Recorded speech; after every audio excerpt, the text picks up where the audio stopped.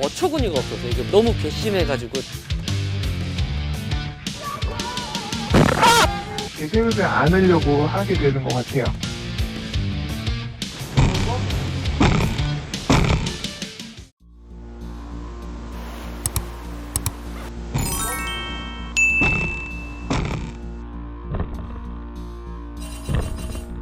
좀 마음이 조급하다 보니까 처음 앉는 곳이고, 그래서 그냥 빈자리가 보여서 그냥 돼버렸습니다.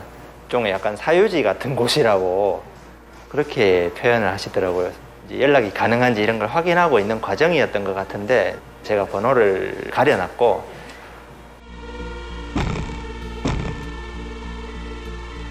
보통 보면 차 이래 열면 삐삐 소리 아, 나잖아요. 맞아요. 그래서 이 흔들면 이제 그 사람이 삐삐 소리 나면은 이제 연락처도 없고 연락도 안 되니까 삐삐 소리 나면 안 오겠나. 그래가지고 이제 그걸 흔드는 게.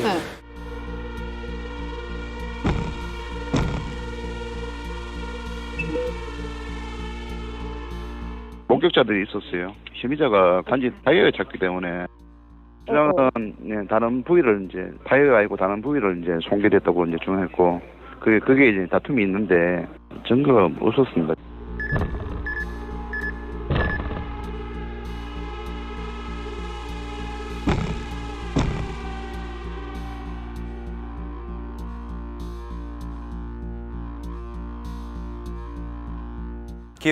기름이요. 네. 이제 차 유리에 한 이 정도 가량 이제 기름때 같은 게 껴 있더라고요. 욱하는 마음이 아니라 푹 뿌렸는데 여기에 차 댈 데가 20대도 안 돼요. 근데 앞에 여기 언니 한 10개 정도는 내가 앞에서 관리하면서 장사하게 되니까네. 주차를 하면 안 되는 자리도 아니고, 제가 여기 사는 주민으로서 이제 주차를 하는 건데, 주차를 했다고 이제 저한테 해코지를 가하는 거는 저도 이해가 안 되죠. 아파트 주차장 입구였기 때문에 방지턱을 넘자마자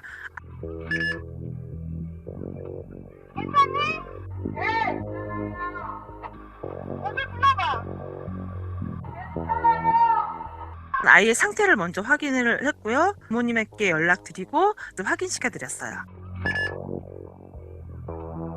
한두 달이면은 해결이 될 줄 알았는데 3개월이 지나가고 어머님은 병원 진료를 더 원하셨고 70만 원을 요구를 하셔서 이건 좀 조율이 안 되고 있는 상황이에요.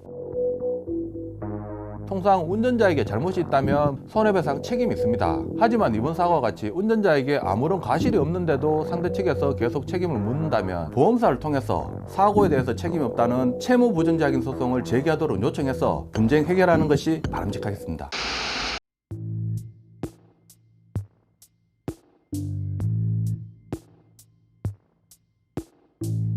그냥 박스라든지 비닐봉지 같은 걸 한 대여섯 번 이상을 다 내리시더라고요. 그래서 아니, 설마 그랬는데 이게 딱 누가 봐도 그냥 여기 주민이 버린 게 아닌 막 엄청나게 많은 양이 있더라고요. 그래서 정리하는 와중에 이제 거기서 영수증 쪼가리가 발견돼갖고 이제 인근 아파트 주소로 나오더라고요. 뭐 화가 난다기보다는 그냥 어처구니가 없어서 이게 무슨 너무 괘씸해가지고.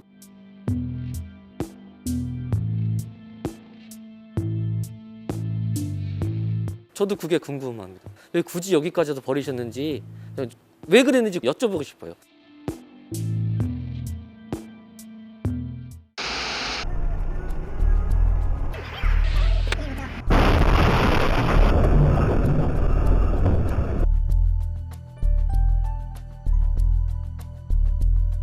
일어나 보니까 차 안이 엉망이 되고, 제가 문을 열고 나와가지고 뒤를 보니까 차가 완전히 들여받아서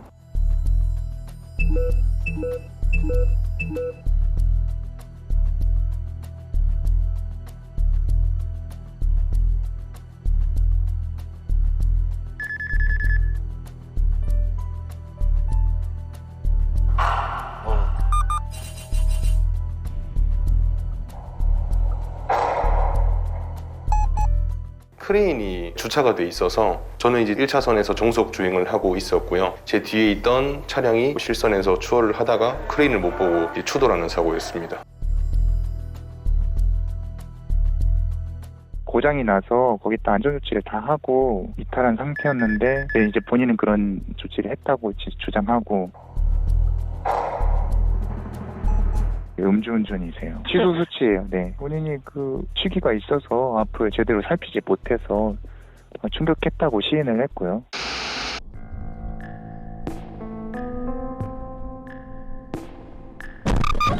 갑자기 팍 하고 소리가 나서 엄마야 그러고 제 차인지도 몰랐어요.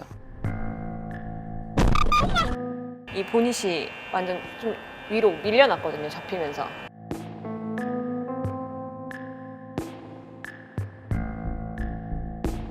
보험사에서는 8대2라고 얘기를 하고 제가 20% 과실이면 어떤 그 이유에서 내가 20% 과실이냐라고 물었더니 도로교통법상 그렇다는 거예요.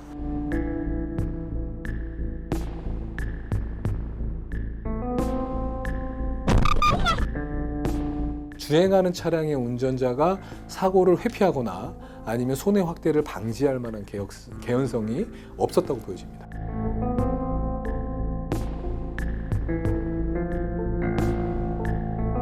그 주행하는 차량의 운전자에게는 과실이 없다고 보여지므로 정차에는 차량의 과실이 100%라고 할 수 있겠습니다.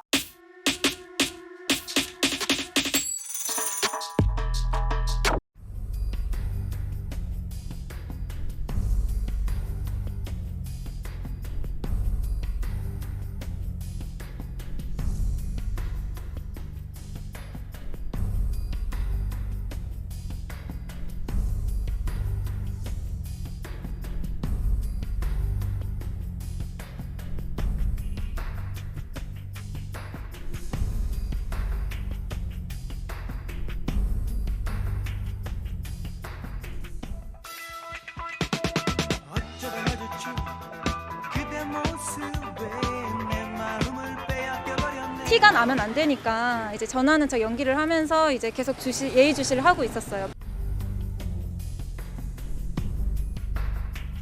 그 현장에 사이드 미러가 없어서 이게 팔 줄 알았는데 알고 보니까 이제 다른 데 버렸더라고요. 이게 원래는 절도 사건으로 됐다가 지금은 이제 재물 손괴로 이제 사건이 이제 됐다고 들었습니다.